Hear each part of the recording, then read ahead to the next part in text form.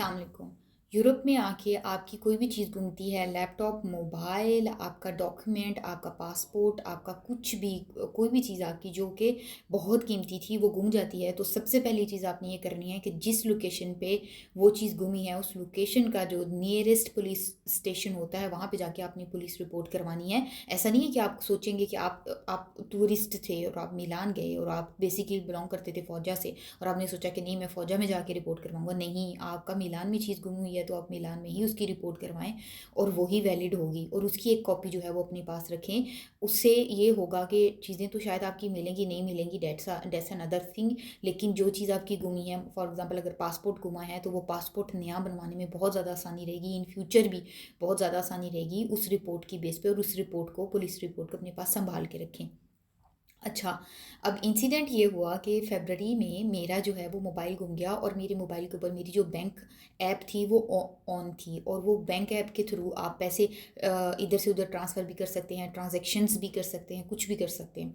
तो उसमें सिर्फ एक ही चीज़ सेफ़ जो मैंने करी थी कि उसमें टू वे ऑथेंटिफिकेशन लगी हुई थी और बायोमेट्रिक था वो, ठीक है। तो याद रखें कि जब भी आप इस तरह की ऐप्स जो है अपने मोबाइल में रखते हैं तो उसको टू वे ऑथेंटिफिकेशन होना चाहिए और उसको बायोमेट्रिक लाजमी लाजमी लाजमी होना चाहिए। अब 5-6 महीने के बाद क्या हुआ कि कल मुझे मेरे बैंक ने मेल की है कि कोई एक अननोन नंबर है जो कि आपके बैंक अकाउंट को रीच कर रहा है, ठीक है। तो आप अपना कॉन्टैक्ट डिटेल जो है वो अपडेट कर दें। तो वो मैंने अपनी कॉन्टैक्ट डिटेल्स जो थी वो अपडेट कर दी और कुछ ही देर में मुझे एक बंदे की कॉल आई अननोन नंबर से। उसने मुझे कहा कि आप अपना कार्ड डिटेल्स बता दें। That was very strange for me कि मैं ऐसे कैसे किसी भी नंबर पे, रैंडम नंबर पे ट्रस्ट करके उनको अपना कार्ड नंबर बता सकती हूँ। तो मैंने उसको कहा कि मेरे पास, उस वो कह रहा था कि वो मेरे बैंक से है। तो मैंने उसको कहा कि मेरे पास अपना कार्ड नहीं है, मैं तो उसने कहा आप कब घर कब जाएंगी? तो मैंने बोला मैं शाम में जाऊंगी। तो बोला अच्छा ठीक है, आप, मैं शाम को आपको कॉल करूंगा। फिर शाम में उस बंदे की दोबारा से कॉल आई है और वो मुझे पूछ रहा है कि आपको एक कोड मिला है। अच्छा, वो नंबर जो था वो मेरे बैंक की तरफ से था। मैंने उसको वेरीफाई किया, मेरे बैंक की वेबसाइट जो थी उसके ऊपर वो नंबर था।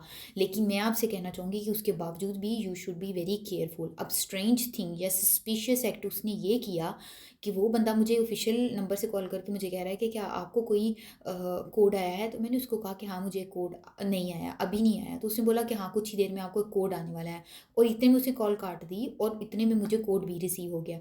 अब वो मुझे एक प्राइवेट नंबर से कॉल कर रहा है, सेम बंदा प्राइवेट नंबर से कॉल करके, और वो नंबर बिल्कुल शो नहीं हो रहा, लिटरली उसके ऊपर शो हो रहा है, एग्जैक्टली शो हो रहा है प्राइवेट नंबर।